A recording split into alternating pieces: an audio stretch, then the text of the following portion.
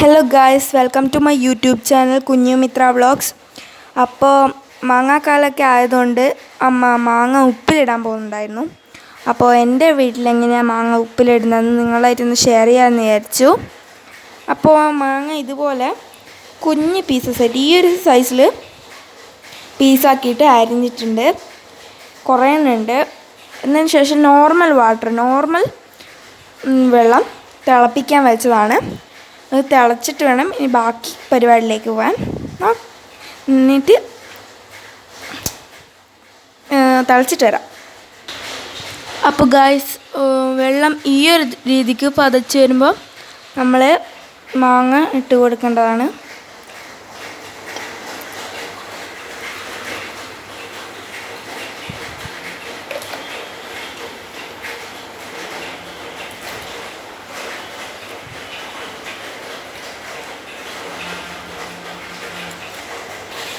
അപ്പോൾ ഗൈസ്, തീർന്നു.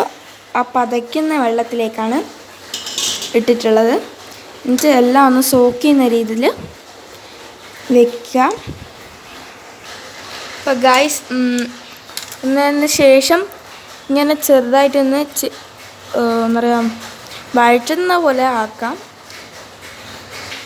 Sorry guys, വഴറ്റല്ലായിരുന്നു, ചെറുതായിട്ടൊന്ന് തട്ടിക്കൊടുത്താൽ മതി.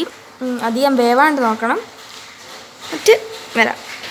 പിന്നെ ഗ്യാസ് ഒന്ന് ഓഫ് ചെയ്തതിന് ശേഷം ഇതിലേക്ക് മാറ്റുക. ഇങ്ങനെ എടുത്തതിന് ശേഷം ഒരു പാത്രത്തിലേക്ക് മാറ്റാം. അപ്പോൾ ഒരു പാത്രത്തിലായി. ഇനി രണ്ടാമത്തെ പാത്രത്തിലേക്കാണ് നമ്മളാക്കുന്നത്. പിന്നെ നമ്മൾ കുറച്ച് വേറെ വെള്ളം, ആ വെള്ളം മാറ്റിയിട്ട് വേറെ വെള്ളം എടുത്തിട്ട് അതിൽ കുറച്ച് ഉപ്പ് ഇട്ടിട്ട് അത് പതയ്ക്കാൻ വയ്ക്കാം. ഞാനൊന്ന് പതക്കട്ടെ കേട്ടോ. അപ്പോൾ ഗൈസ്, നേരത്തെ ഉപ്പിട്ട് വെച്ച വെള്ളത്തിനകത്ത് കുറച്ച് വിനേഗർ ഒഴിച്ച്, അഥവാ സുർക്ക ഒഴിച്ചിട്ട് തിളപ്പിച്ചിട്ടുണ്ടായിരുന്നു. അതിന് ശേഷം അത് നന്നായിട്ട് തണുപ്പിക്കാൻ വെച്ചു. അപ്പോൾ അത് തണുത്തിട്ടുള്ള ഒരു വെള്ളമാണിത്. പിന്നെ നമ്മുടെ മാങ്ങ, ഇതിന് ശേഷം ആ മാങ്ങ വെള്ളത്തിൻ്റെ അംശമൊന്നും ഇല്ലാത്ത ഒരു ജാറിലെ ആ ഒരു ജാറിലേക്ക് ഇടുക.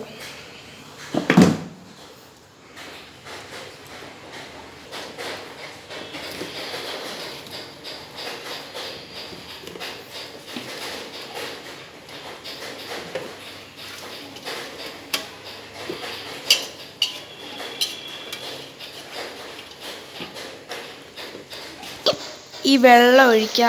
ഞാൻ പറഞ്ഞില്ലേ നേരത്തെ, ആ ഒരു വെള്ളം ഒഴിക്കുക.